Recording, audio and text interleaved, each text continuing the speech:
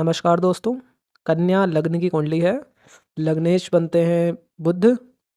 सबसे पहले इनका स्वभाव देखते हैं। स्वभाव से ये मेहनती होंगे, व्यावहारिक होंगे, विश्लेषणात्मक होंगे, चीज़ों को बारीकी से देखते हैं, समस्या का समाधान ढूंढने में ये लोग माहिर होते हैं। वफादार, दयालु, सहयोगी भी होते हैं। ये लोग अपने रिश्तों को महत्व देते हैं। ये नहीं कि किसी रिश्तेदार को किसी अलग नज़र से देखेंगे या और किसी को किसी अलग नज़र से। ये लोग समान नज़र से हर रिश्ते को देखते हैं। हर रिश्ता इनके लिए महत्वपूर्ण है। संकोची होते हैं, शर्मीले भी होते हैं, कभी कभी बुद्धिमान होते हैं, चिंता करने वाले होते हैं, स्वार्थी भी कभी कभी हो जाते हैं, दूसरों की भावनाओं को समझते हैं, तार्किक होते हैं, दोस्तों के साथ और परिवार के साथ रहना इनको पसंद होता है, व्यवस्थित जीवन जीना पसंद करते हैं। अब कुंडली पे नज़र डालते हैं। कन्या लग्न की कुंडली है। लग्नेश बनते हैं बुध। स्वग्रही होके वक्र अवस्था में बैठे हैं, लग्न में ही बैठे हैं। तो सबसे पहले तो यहाँ पे बुध केंद्र भाव में बैठकर स्वराशि होकर यहाँ पे भद्र नामक महापुरुष योग बना रहे हैं। इस भद्र योग के कारण जातक को भाग्य का साथ मिलता है, जातक बुद्धिमान होता है, व्यापार में इनको लाभ मिलता है। अब लग्न में ही चार चार ग्रह एक साथ बैठ गए हैं, सूर्य, चंद्रमा, बुध और शनि। तो जब भी किसी की कुंडली में चार ग्रह एक साथ बैठते हैं तो मतलब कुछ ना कुछ अलग, ये कुछ बाकियों से अलग करेंगे। वैसे चंद्रमा और शनि साथ में बैठे हैं, विष दोष भी बन रहा है, लेकिन संग में सूर्य और बुध इसको थोड़ा कम करने का काम करेंगे।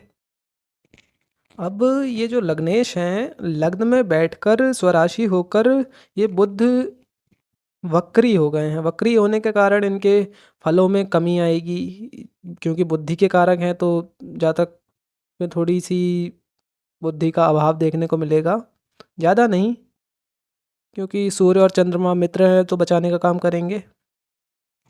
अब आगे देखते हैं।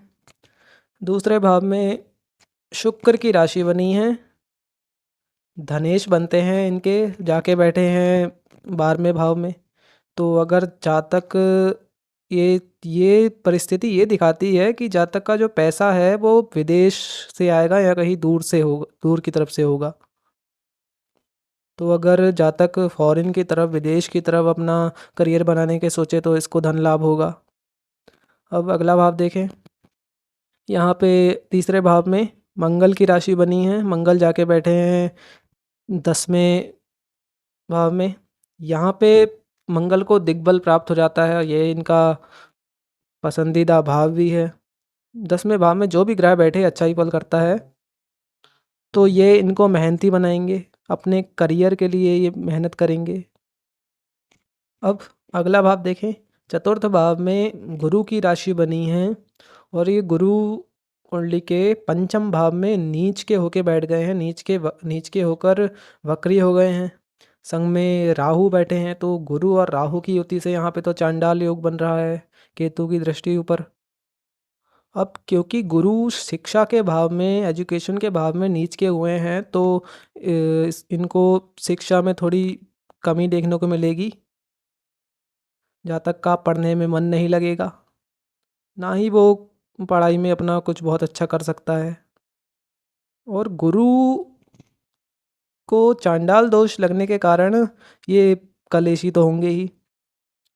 कलेशी किसके लिए होंगे? गुरु को राशि मिली है चतुर्थ और सप्तम, सप्तम भाव में और चतुर्थ भाव में। तो ये अपनी माता के लिए और अपने जीवन साथी के लिए, अपने दोस्तों के लिए नहीं, जीवन साथी के लिए कलेशी होंगे। अब अगला भाव देखें। छठे भाव में शनिदेव की राशि बनी है, जाके बैठे हैं लग्न में।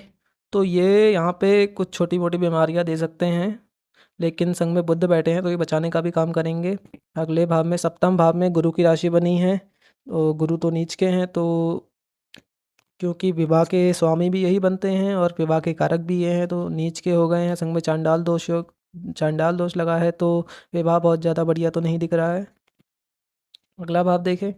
मंगल की राशि बनी है अष्टम भाव में, जाके बैठे हैं 10वें स्थान पर, 10वें भाव में। तो ये अष्टम भाव है पैतृक संपत्ति का, और जाके बैठे हैं इसके स्वामी करियर भाव में। तो जो ये करियर इनका दिखता है, इनको पैतृक संपत्ति मिल सकती है। जो ये काम करेंगे वो इनको पैतृक संपत्ति में मिला हुआ हो सकता है। अब अगला भाव देखें, 9वें भाव में भाग्येश बनते हैं इनके शुक्र, विदेश में जाके बैठे हैं। तो ये अगर विदेश अगर कहीं घर से दूर जाएं तो इनके भाग्य में भी वृद्धि होगी। 10वां भाव देखें, स्वामी बनते हैं बुध, व्यापारी वाले गुण तो इनमें होंगे ही। अगला भाव देखें, 11वें भाव में चंद्रमा की राशि बनी है, लग्न में जाके बैठे हैं। तो ये इनको स्वभाव से, इनका स्वभाव एक जैसा नहीं रहेगा, मूडी होंगे, मूड स्विंग्स होंगे। अगला भाव देखें, 12वें भाव में सूर्य की राशि बनी है। तो सूर्य सूर्य जाके बैठे हैं लग्न में। तो जातक अपने ऊपर धन खर्च करेगा, पैसा खर्च करेगा। अब कुछ और योग देखें तो केन त्रिकोण राजयोग तो लग्न में बना ही है। ये हर प्रकार के सुख सुविधा ऐशो आराम देने के काम करेगा। और अगर कुंडली के दोष देखें तो एक यही गुरु चांडाल दोष बना है, शिक्षा भाव में बना है, तो शिक्षा का अभाव देखने को मिलेगा। ज्ञान के कारक गुरु गुरु नीच के हैं, तो ज्ञान में भी कमी देखने को मिलेगी। अब पंचम भाव में केतु की दृष्टि पड़ रही है। पंचम भाव में केतु की दृष्टि ये दर्शाती है कि जातक दूसरों को फंसाने का काम करेगा, अपने जाल में अपने माया से फंसाने का काम करेगा, लोग इसकी बातों में आ जाएंगे।